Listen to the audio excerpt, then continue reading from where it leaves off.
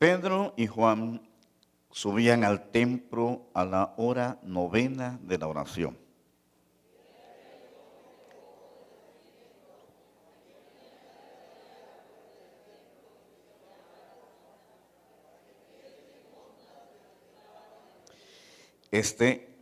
Cuando vio a Pedro y a Juan que iban a entrar al templo, les rogaba que les diese limosna.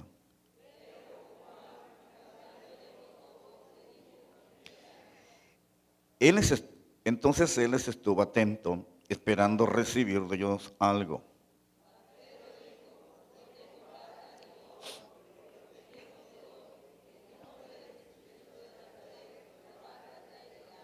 Y tomándole por la mano derecha, le levantó y al momento se le afirmaron los pies y tobillos.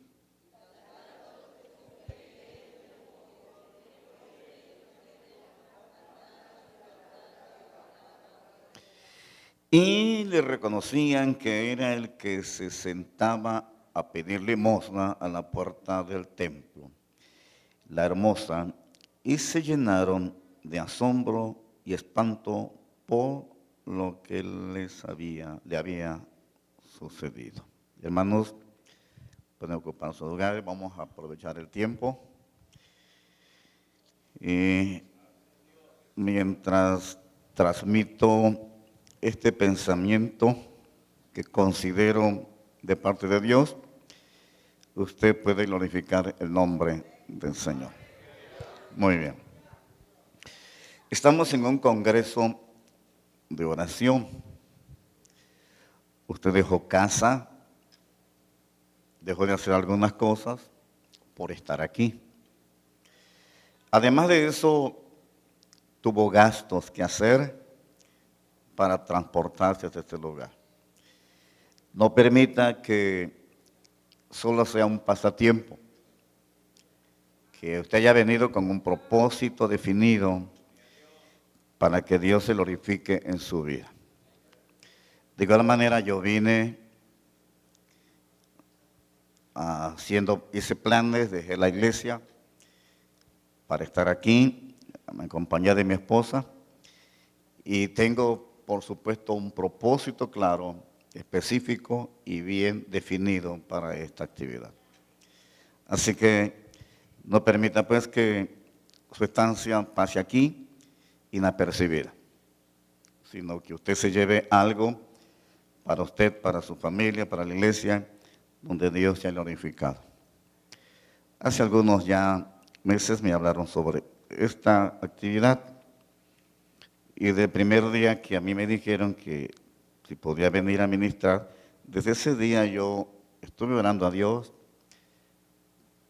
para que Él se glorifique de una manera muy particular en este congreso de oración. Y así, no lo estoy imaginando, así lo creo. Y me dieron un tema muy particular que va enfocado a los líderes. De hecho, si tiene un programa ahí, es la vida de oración del líder. Hay algunos pasajes ejemplares para entender la vida de oración de un líder. Yo quise buscar esto, o quise transmitir este pasaje a ustedes, y quiero compartir con ustedes 4 cosas muy importantes que espero le ayude en su vida de oración para con Dios, en particular a los líderes. Quiero saber cuántos líderes hay aquí, o no hay líderes. Bueno, hablo de líderes, puede ser directiva de damas, de varones, de jóvenes, etcétera. ¿Cuántos líderes hay? Ok, entonces este sermón es para ustedes y para los que están a su lado, independientemente de que no sean líderes. Para mí es una bendición hacerlo y vamos a hacerlo en el nombre poderoso del Señor. El éxito y la trascendencia de un líder cristiano no radica en los títulos que éste posee, que por supuesto son buenos, son necesarios. Qué bueno que tiene un título, qué bueno que usted tiene esa capacidad intelectual y académica para lograr un título, y cuando digo título no me refiero a ser contador, hablo título en la esfera cristiana, es decir, un diplomado en teología, un doctorado en teología, etc. Todos esos son buenos. Y es bueno y es correcto hacerlo, porque Dios quiere que no seamos, ¿qué cosa? Gente que no conozca lo que habla, lo que transmite. Pero el éxito no radica ahí. El éxito en su vida cristiana, en su vida ministerial, en su vida de liderazgo, lo obtiene, hermanos, cuando tiene una vida de oración de una manera permanente. ¿Por qué? Porque en el ámbito de un liderazgo, no solo vas a tratar con conocimiento o con alguna esfera de intelectual de individuos. El área más difícil de hacerle frente es el área espiritual a la que nos enfrentamos. Yo oí lo que dijo Carlos hace un rato de la actividad del diablo en el mundo. Y parece que la epidemia, que todavía no la hemos concluido, no se ha terminado, parece que vino a sacar a luz o traer a la luz la vida espiritual que la iglesia y que el líder tiene. En este tiempo de epidemia muchas iglesias sucumbieron. Y digo sucumbieron porque mucha gente emigró de nuestras congregaciones. Hablo nuestra no como posesión, sino como privilegio, porque la iglesia es del Señor. Pero mucha gente emigró y se fueron, bueno, ya nosotros tenemos una estadística, muchos de ellos se fueron con otros grupos denominacionales. Otros literalmente se desalentaron y se quedaron en su casa. Pero otros se atrevieron a salirse de la senda del redil del Señor. La iglesia parece que se vino en un pozo, en un abismo. Perdió en cierta forma influencia, aunque muchas iglesias lo lograron tener influencia. Fue benéfico para muchas iglesias, porque eso hizo que la iglesia usara los medios que no había usado para transmitir sus cultos. Pero muchas iglesias no lo hicieron. Muchas iglesias les faltó recursos para hacerlo. Y se quedaron, el líder, el pastor, muchas veces se quedó, ¿qué? Maniatado con no saber qué hacer ante tal magnitud, porque nadie esperaba esto. O sea, no estábamos preparados para hacerle frente al tiempo que nos tocó y nos ha tocado vivir. Pero considero, en mi punto de vista, en mi opinión, si usted lo quiere ver así, que esta epidemia debió servir para que la iglesia, el líder, tuviera más tiempo para hablar con Dios. Es decir, debimos orar más porque dejamos de hacer muchas actividades. Era el tiempo de algo que no nos podían prohibir, que era la oración. Nos prohibieron ir al templo. Bueno, en Mérida fue muy estricto, no se podía ir al templo. Mi nuera, que era de infantil, tenía que meterse en la cajuela del vehículo de mi hijo para poder ir a transmitir el culto infantil a la congregación, porque se prohibió que anduvieran dos personas en el mismo vehículo. Pero había que alimentar la vida espiritual de los niños. Dejamos de hacer muchas cosas, pero el gobierno nunca pudo prohibirnos que oráramos. No obstante, dejamos de hacerlo. Y eso ha causado muchos problemas. Estamos aquí para recuperar el tiempo perdido e ir más allá de eso, en el nombre del Señor.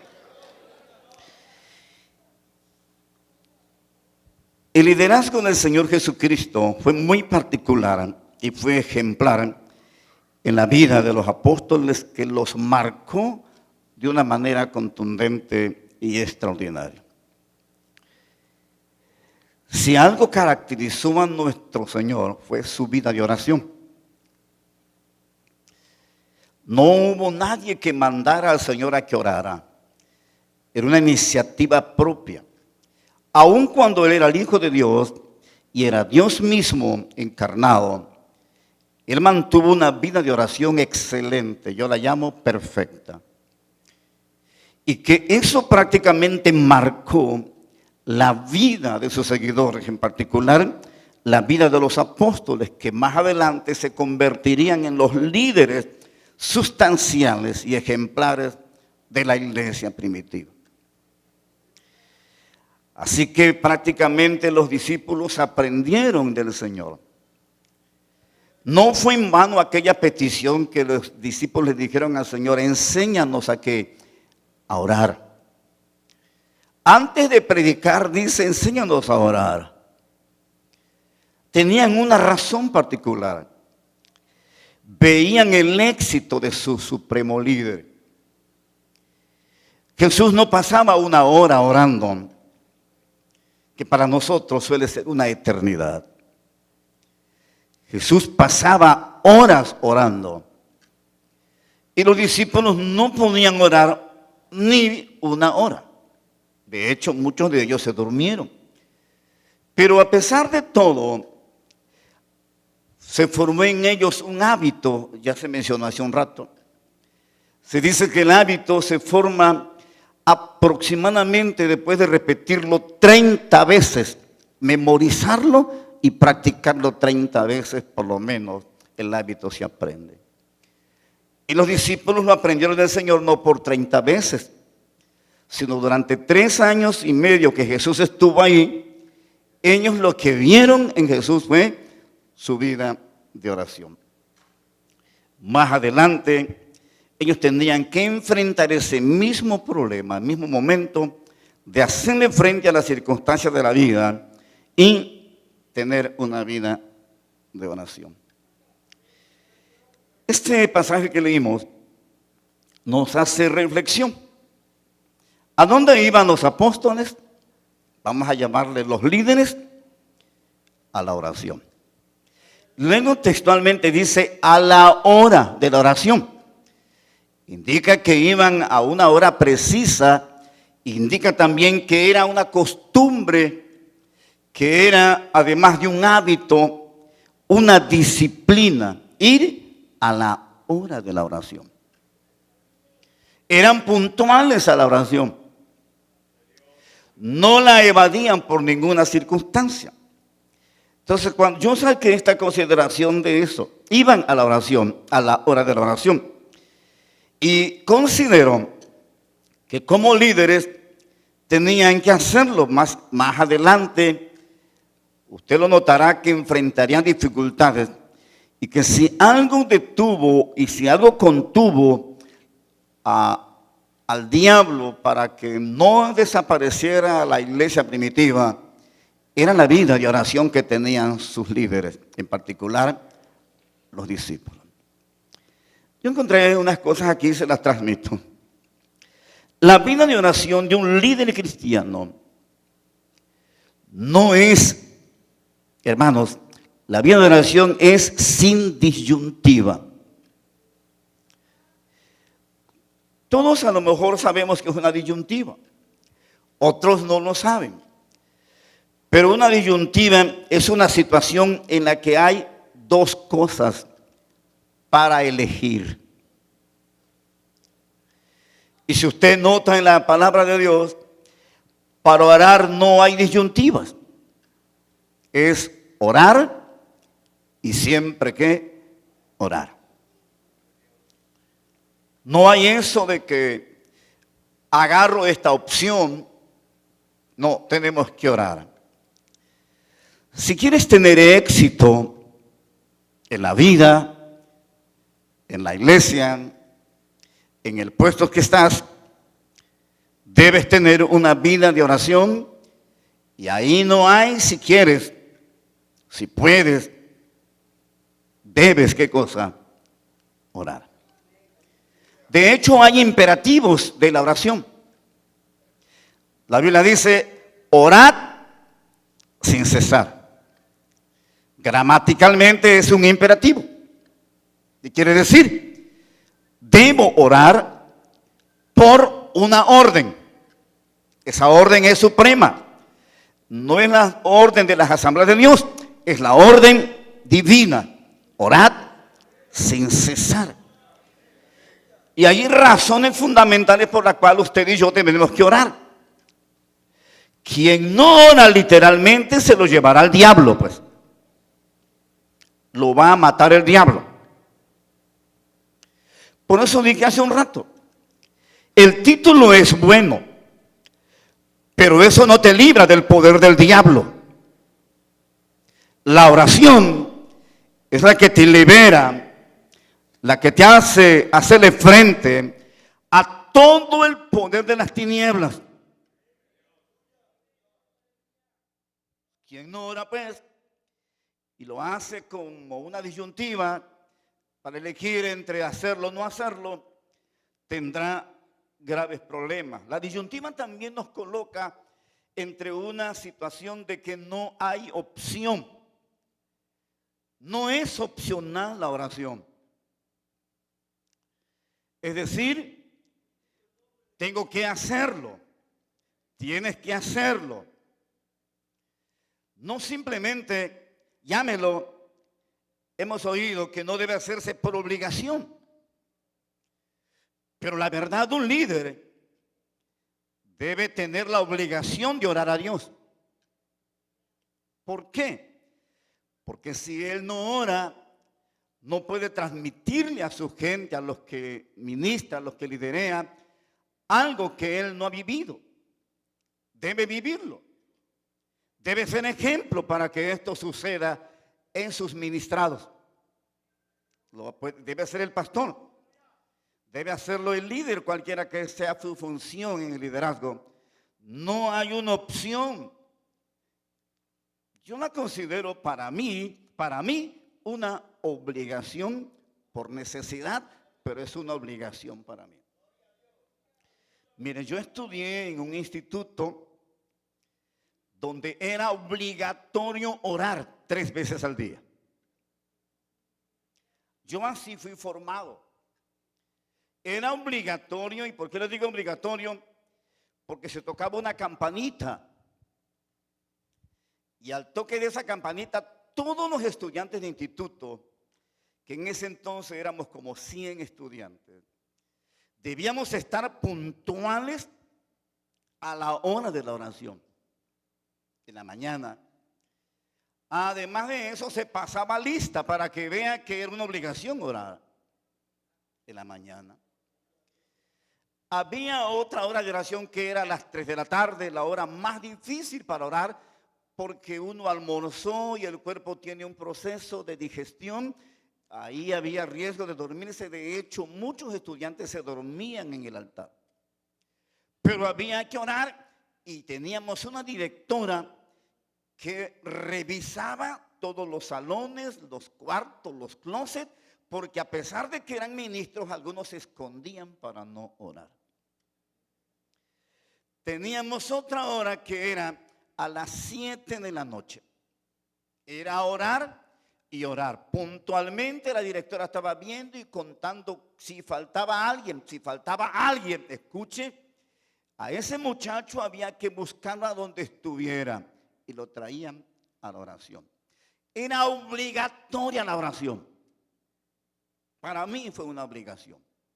De hecho, si no estabas en oración, había un lenguaje que se usaba para ir te llamaban a la chirola, le decían. Cuando ya te llamaban allá, era para que la directora te dijera hasta de qué ibas a morirte.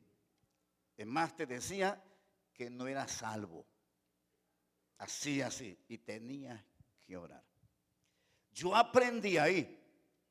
Aparte Tenías que tener tu oración particular después de que todo terminaba, ya no como una obligación, sino como una alimentación para tu vida. Yo así fui formado en la vida de oración. Y agradezco, ya no está viva la directora, agradezco a la directora que lo haya hecho a nosotros como una obligación. Porque eso nos ayudó a nosotros en el campo donde estamos. Eso nos ha ayudado mucho, en particular a mí me ha ayudado muchísimo esa formación. Yo tengo un hábito de oración. Esta mañana un hermano me preguntó, hermano, ¿cuál es su mejor hora para orar? Antes de que empezara esta reunión. Y yo le dije que yo tengo un hábito de orar. Yo voy todas las mañanas al templo a orar al Señor. Todas las mañanas. Lunes, martes, miércoles, jueves, viernes, sábado. Yo debo ir al templo a orar. Yo oro en mi casa, pero el hábito mío es orar en el templo. Y les digo un secreto. Ahí no hay teléfono que suene. Solo el mío. Pero el mío lo dejo sin conexión. Ahí no hay ruido de autobuses, ya que el templo está hacia adentro, que te roben el tiempo.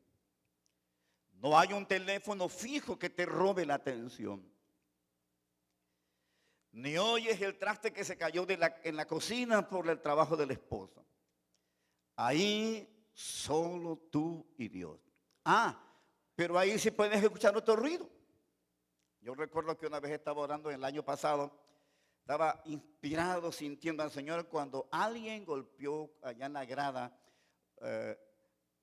Hay un barandal y le dieron como con un martillo y eso vibró por todo el alrededor del templo. Y dije, ¿quién lo golpeó? Volteé, es el diablo.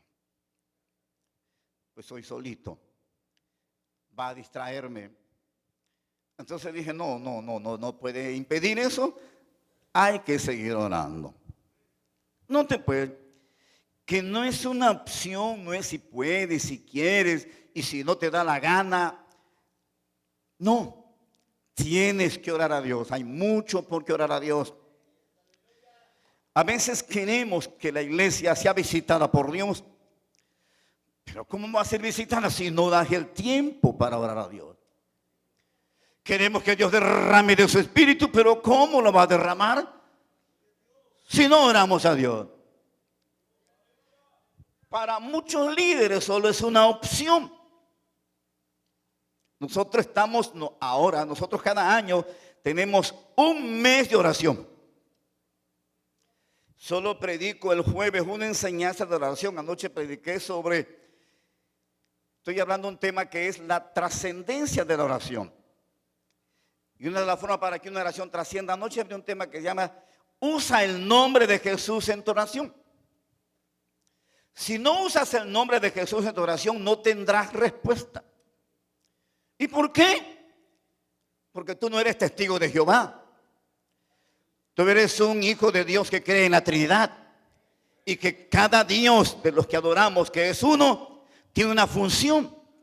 Y mismo Jesús dijo, todo lo que pidieres al Padre en mi nombre, yo lo haré. No podemos nosotros dejar a Jesús a un lado. Yo anoche enseñé eso. Es importante pues que no nos tengamos como una opción, no la tengamos como una alternativa entre tantas. Yo he enseñado a la iglesia donde soy pastor que el culto de oración es el primordial. Tenemos un culto que le hemos llamado el culto central. Para mí el culto central es el de oración. El domingo es donde van todos los domingueros. Pero el culto de oración es donde va la gente que realmente quiere glorificar el nombre del Señor.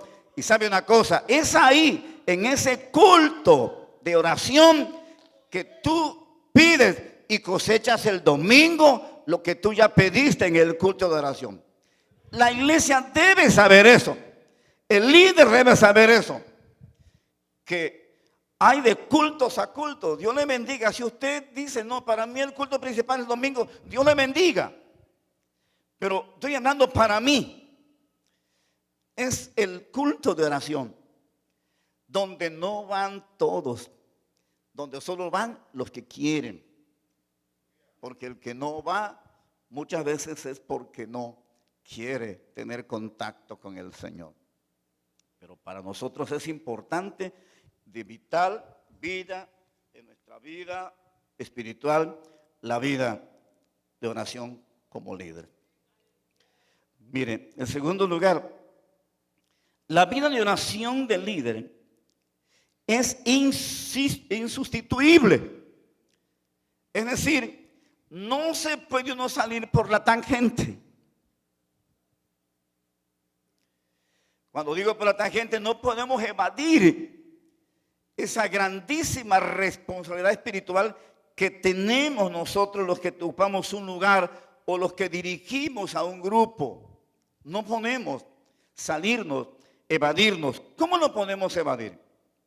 Primero, no tengo el tiempo.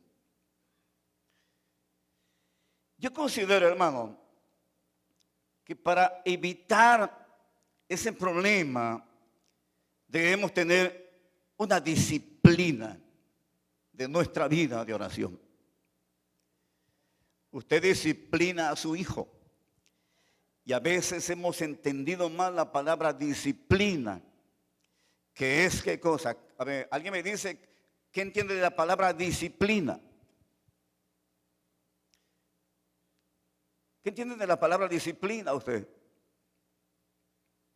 Generalmente la palabra disciplina la usamos ¿para qué? Para azotar. Y la palabra disciplina tiene varias connotaciones. Y la primera de ellas es formar. Necesitamos tener una formación. Pero para tener una formación tenemos que aprender a tener disciplina. Es decir, que usted no debe interrumpir su oración por nada del mundo. Aunque llegue su suegra, déjela allá en su lugar, pero usted debe orar a Dios. No debe sustituirla por nada. Usted debe orar a Dios. De hecho, debe marcar un horario para orar a Dios.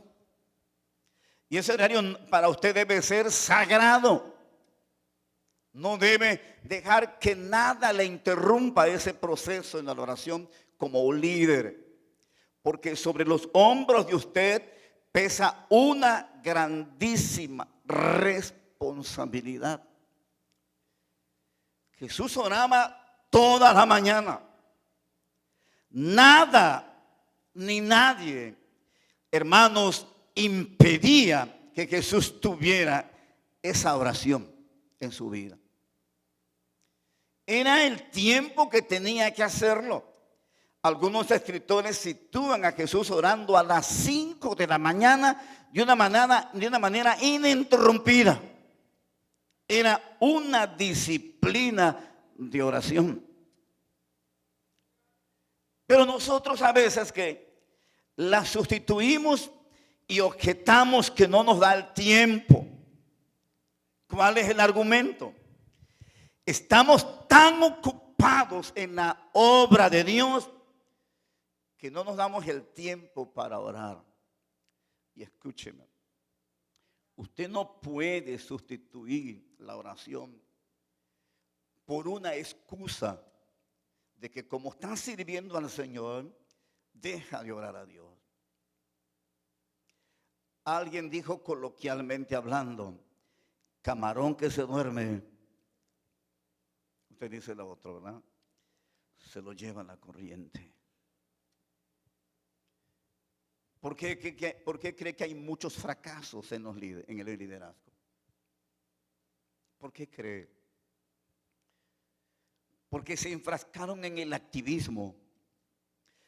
Es bueno estar activo en las cosas del Señor, pero nunca descuidar esa vida de oración que prácticamente no se puede sustituir por nada del mundo. Un escritor señaló, la oración es la respiración del creyente. Cristiano que no ora deja de respirar y cristiano que no respira se muere. Y cristiano que se muere solamente se convierte en un desierto de huesos secos. Tenemos que orar y no podemos nosotros, hermanos, sustituirla por el activismo. No podemos sustituirlas por los programas de la congregación, que son muchos. Hay muchos programas en las iglesias hoy, pero poca oración. Eso es algo que tenemos que aprender. ¿Dónde estuvo el éxito de la iglesia primitiva? ¿En dónde estuvo? No en la gran teología del apóstol Juan, no en la elocuencia del apóstol Pablo. Todos ellos, hermanos, pasaban tiempo en la vida de oración con Dios. Usted puede leer la Biblia, todo Hechos, y va a encontrar que todos ellos su éxito lo tenían en la oración.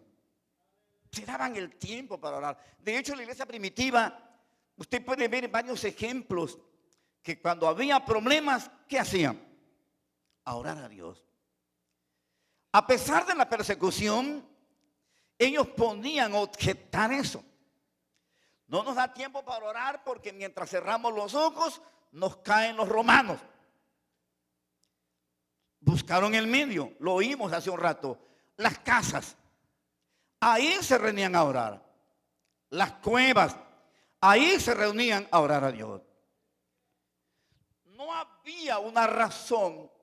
La persecución no impedía o no influía ¿para qué? Para que ellos no oraran. Por el contrario, oraban más. Pasaban más tiempo con Dios.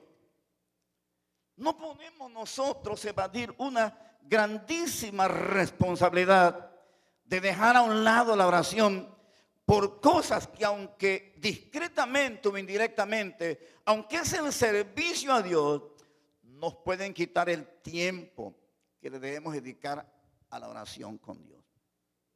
Usted tiene que tener presente esa cuestión en la parte espiritual. El líder debe ser consciente que no debe sustituir por nada su vida de oración.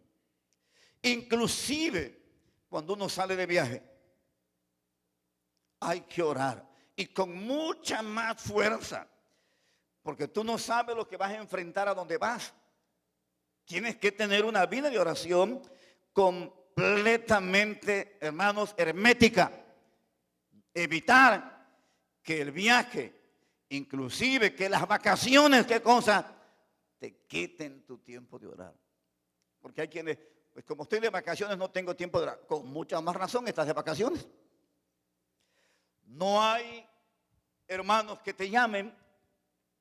De hecho, a mí me han dicho, cuando te vayas de vacaciones, varón, me dijo una hermana, bueno, a mí me dio taquicardia hace unos años, y fuimos a la doctora, una doctora cristiana, y dice, hermano, tienes un problema, tienes taquicardia, tienes un problema, tienes lo otro, etcétera.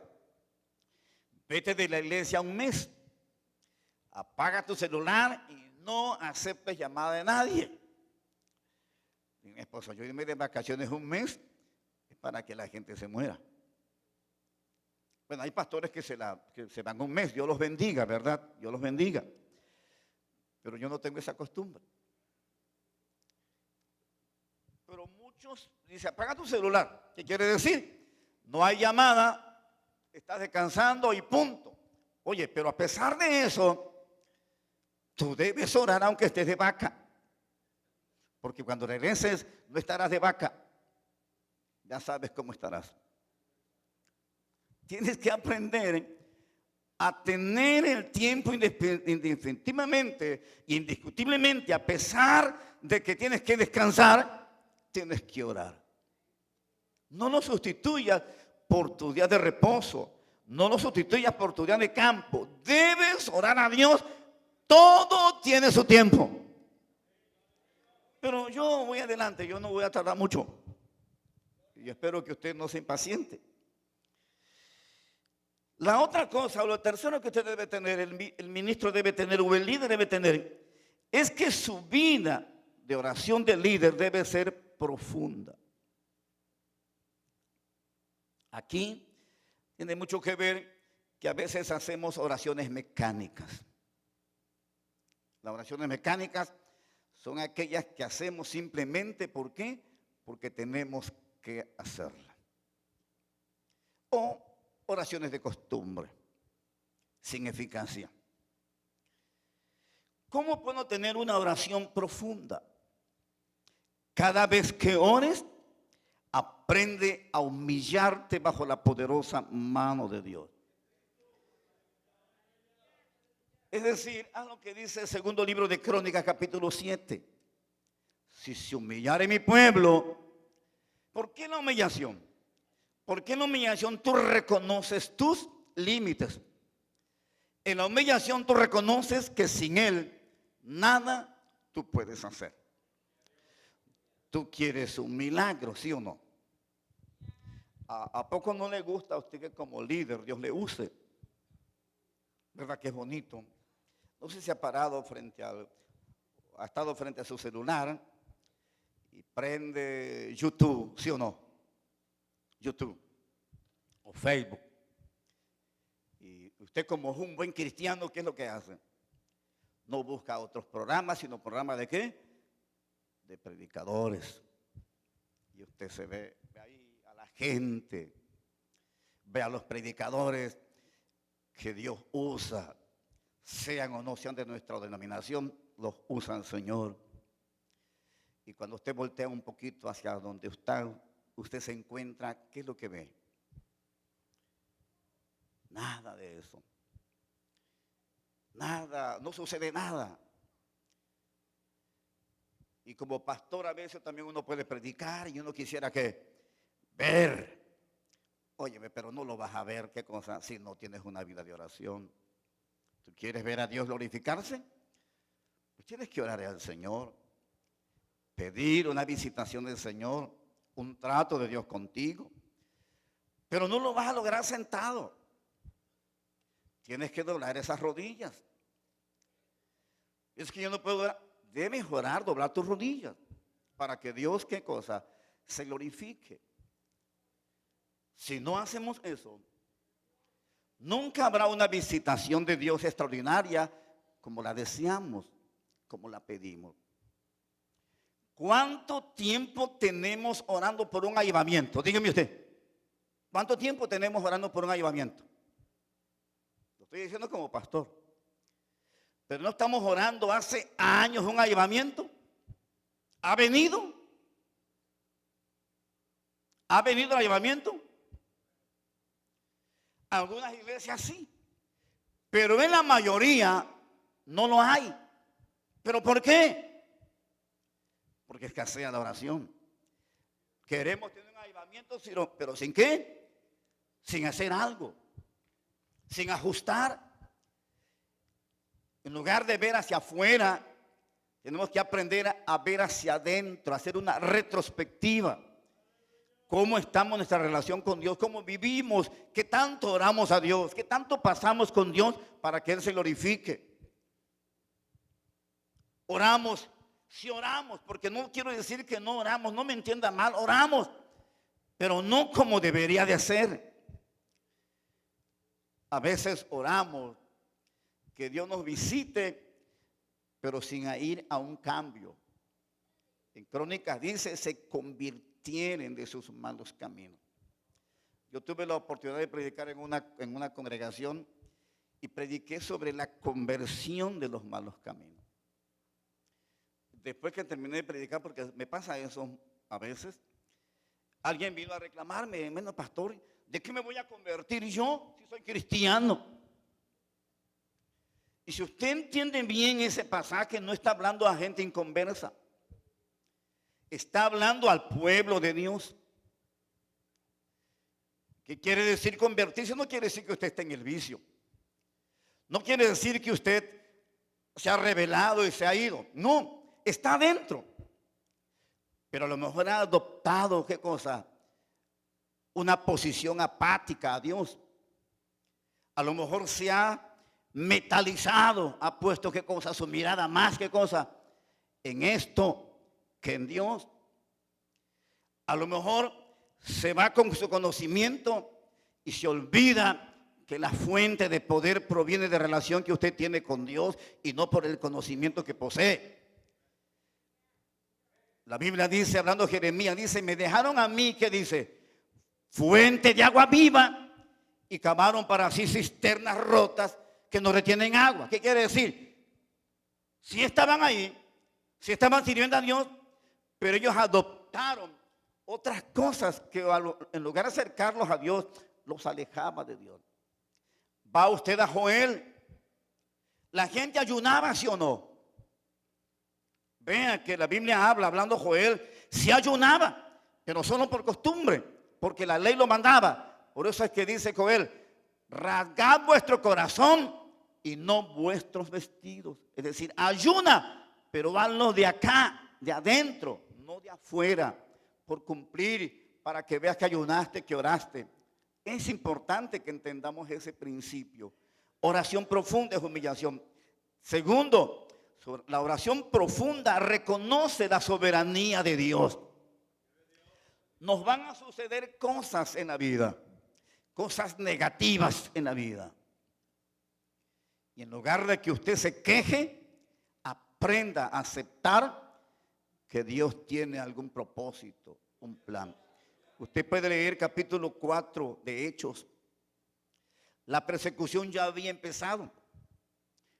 Juan y Pedro fueron presionados, coaccionados para que no hablaran de Cristo. No pudieron hacer nada porque había un testigo clave, el cojo de nacimiento, que rompió todos los protocolos. ¿Se sabe qué protocolo rompió? ¿A dónde entró el cojo de nacimiento? Saltando y alabando a Dios. ¿A dónde entró? Al templo. Rompió los protocolos litúrgicos. Léalo bien. Rompió los protocolos litúrgicos. Entró corriendo, porque no puede decir que despacito, corriendo, saltando y alabando a Dios. Eso, ¿qué cosa? Causó zozobra en los religiosos, porque escandalizó a los sacerdotes.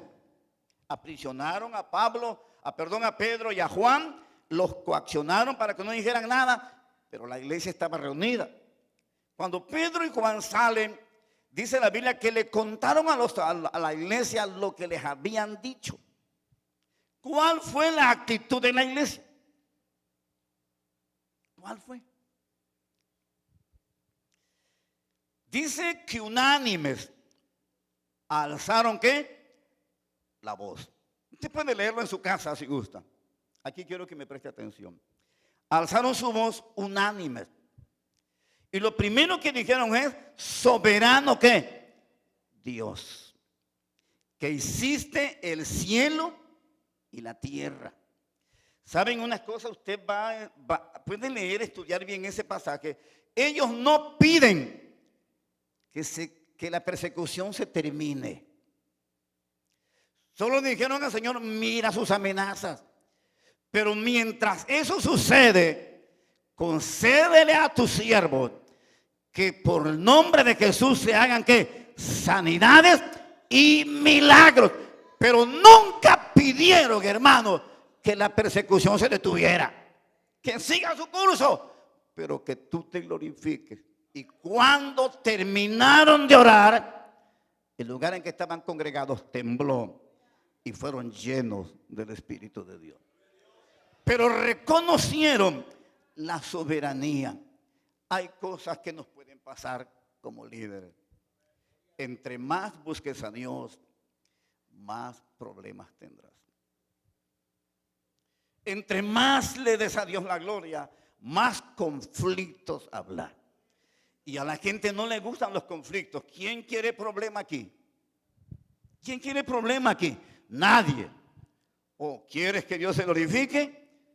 Pues no tendrás que hacerle frente a estos problemas. Pero todo se resiste a través de la vida de oración que tú tengas. Una oración profunda. Reconoce la soberanía de Dios en lugar de cuestionarlo en lugar de interrogarlo, en lugar de encañonarlo, porque a veces hay líderes que encañonan a Dios. Si tú no me das esto, Señor, yo renuncio. Óyeme, ¿quién eres tú para hacerle eso a Dios? Solo eres una criatura.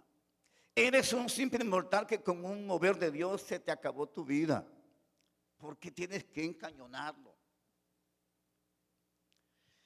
Es importante que le tengamos. Mire, pero hay una cuarta cosa. ¿Qué sucede si el líder tiene una vida de oración? ¿Ok?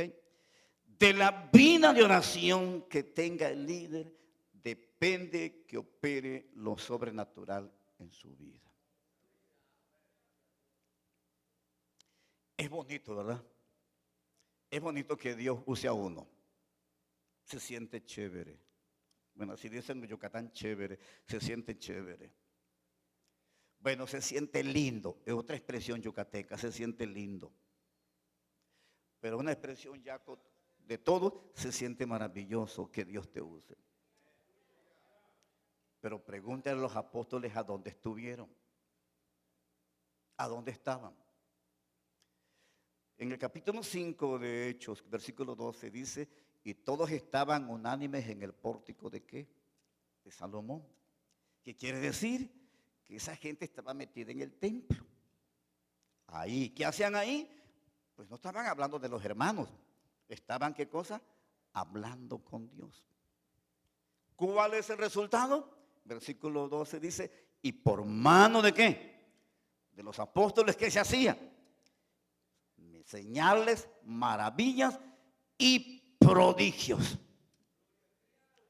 Pero este es prácticamente el resultado ¿de qué? De su vida de oración. Es bonito ver que Dios se glorifique. Es bonito ver que Dios hace un milagro extraordinario. Es bonito. Pero hermanos, eso que se ve, primero se siembra. Primero se gana de rodillas para que luego Él tome nuestra vida y se glorifique de una manera extraordinaria. Todos estaban en la oración. Y usted ve a Pedro usándolo poderosamente el Señor. Hasta los diáconos eran usados por Dios en ese entonces. Hoy nuestros diáconos no sé qué pasa, pero esos diáconos eran, el diablo les tenía coraje. Verá, mire, ni los apóstoles fueron transportados como Felipe. Dije, Señor, dame un chancecito de que yo no pague ni un pasaje hasta Champotón. ¿Verdad? Que yo pase por el mar ahí viendo todo. Mira, Felipe fue transportado, ¿sí lo saben? Qué bonito, ¿verdad? Sin pagar nada. Y además contemplando la creación de Dios en el aire. Era un diácono. Ni un predicador así como Pedro ni Pablo, era un diácono. Ah, pero Esteban también, ¿qué cosa? Pero ¿cómo muere Esteban? Apedreado. Oye, usted quiere gloria, pero no quiere el peso que esto significa. Hay que pasar tiempo en la oración para que Dios se glorifique. ¿Usted quiere ver que alguien sane? Tiene que orarle al Señor. Eso no se logra así, nada más y ya con una elocuencia X. No, ore a Dios. Pídele al Señor. Hace algunos años, como 9 años, yo siempre tenía planes que la iglesia creciera. Porque siempre estoy viendo las mismas caras. Y no solo las mismas caras, sino ya más con más años. Y al verlos con más años, pues todos se van, ¿qué cosa? Envejeciendo. Pero yo quería ver más caras nuevas. Yo he leído mucho de programas de crecimiento.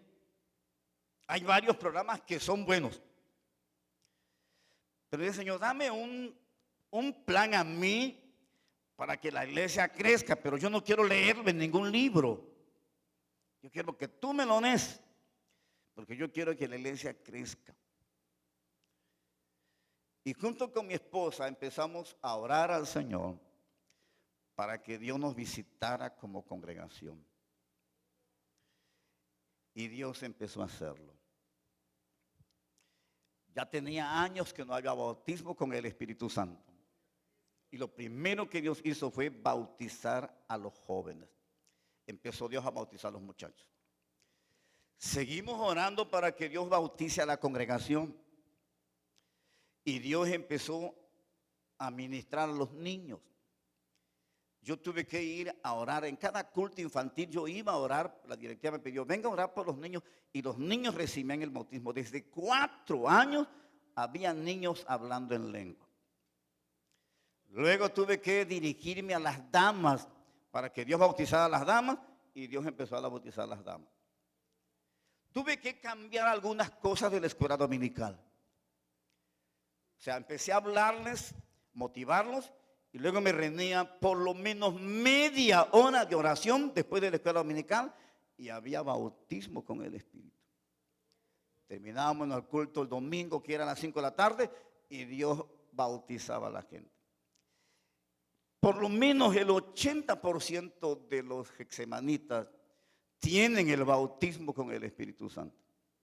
Pero ¿qué pasó ahí? Yo le pedí al Señor, Señor, haz milagros en la iglesia. Porque ya bautizaste, pero haz milagros. Haz maravillas. A mí me llamaba la atención un milagro y se los transmito.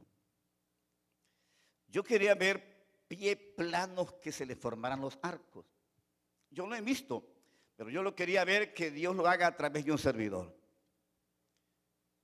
Y el primer milagro que hubo en la iglesia fue exactamente un niño que tenía los pies planos. Oramos por él y cuando le quitaron los tenis, todavía el milagro no estaba hecho. Pero al quitarle los tenis, la gente, la iglesia, el templo es circular, así más o menos, la gente está cerquita. Yo tengo a los primeros hermanos a 3 metros, o sea, los tengo cerquita. Entonces habían unos muchachas y cuando le quitaron el zapato, el tenis al niño, delante de los hermanos, el pie, ¿sabe cómo? Empezó a hacer su arco. Fue algo fenomenal y extraordinario. Desde ahí Dios empezó a visitar a la iglesia con milagros, con señales, con maravillas, con sanidades. Dios ha hecho tantísimas cosas, pero lo que le estoy diciendo es que esto lo logramos. ¿Sabe dónde? En el lugar donde el Señor logró todo. ¿Que es en qué? En la oración. Usted verá eso, pero si tiene una vida de oración. Si no, lo que va a hacer es manipulación. Hay mucha manipulación hasta el tiempo. Ahora se usa mucha manipulación. Se usa mucha psicología. Hasta predicadores, los predicadores usan mucha manipulación y psicología. A veces profetizan. A cualquiera le profetizan. Y el problema se lo dejan al pastor después. Porque es el que va a ver a aquel que le profetizaron y le profetizan al chango. Al más maleante le profetizan. Y aquel una vez que le profetizan viene contra ti, es un desastre eso. Pero muchas veces, ¿por qué? Por usar presunción. Y eso no es correcto. Dios es fiel para glorificarse. Y tiene los medios para glorificarse. Puede usarle a usted, a mí, a cualquiera. No necesita ser el fulano, el grande. No, puede usarnos a nosotros, a los comunes.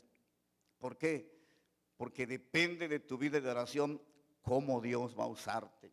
Si no tienes una vida de oración, olvídate de que Dios te use. Solo vas a ver, pero no va a haber nada, absolutamente nada. Ten una vida de oración y vas a ver las cosas extraordinarias. Si no tienes una vida de oración, hermano líder, vas a ser, como dice Pablo, solo un címbalo que retiñe. Y solo eso. Solo va a haber, como alguien dijo, ruido y nada más ruido. ¿Quiere a alguien ser usado por Dios?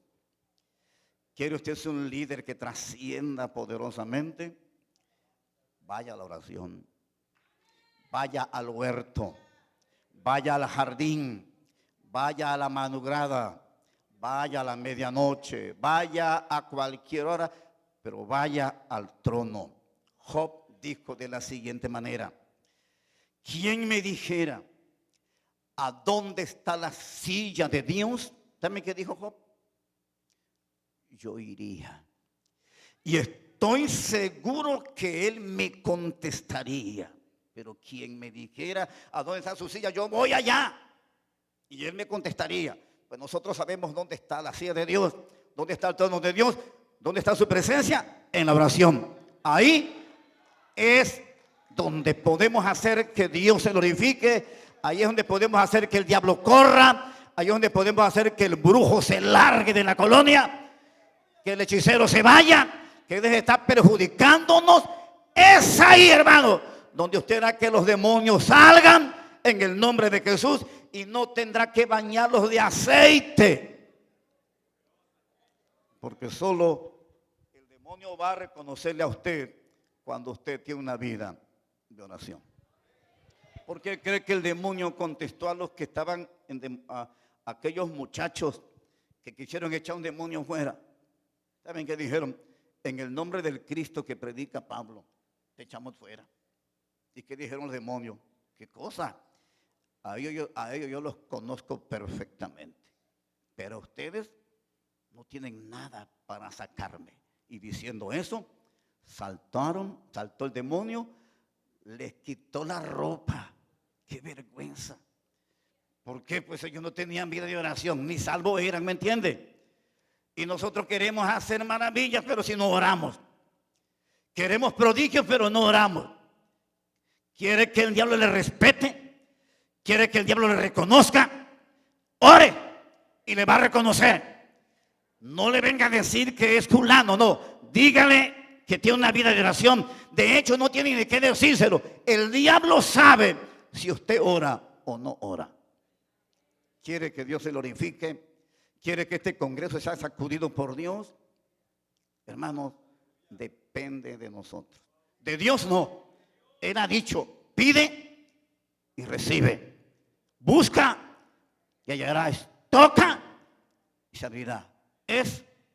La acción es nuestra. Es usted y yo. Yo le voy a desafiar en esta mañana. ¿Quiere que Dios le use? Quiero oírle. ¿Quiere que Dios le use? Ok. ¿Quiere que Dios estremezca a Campeche en estos días? Ok. Vamos a hacerlo. Y vamos a empezarlo desde ahora. Quiero que esté de pie. Pero vamos a hacer algo en esta hora. Vamos a hacer algo. Vamos a tomarnos de la mano ahí en su lugar. Vamos a tomarnos de la mano. Y no vamos a pedirle nada. Solo vamos a decirle, Señor, estamos aquí para darte lo mejor de nosotros. Y haz lo que quieras de nosotros. No le pida que le sane. Pídale que Dios, o dígale a Dios, Señor, estamos aquí al 100. Viajamos de algunos lugares, de lejos, de cerca, no sé, y no queremos volver a casa igual. Queremos tener una experiencia tuya, una experiencia que sacuda todo. Tome su mano de su hermano, tómelo.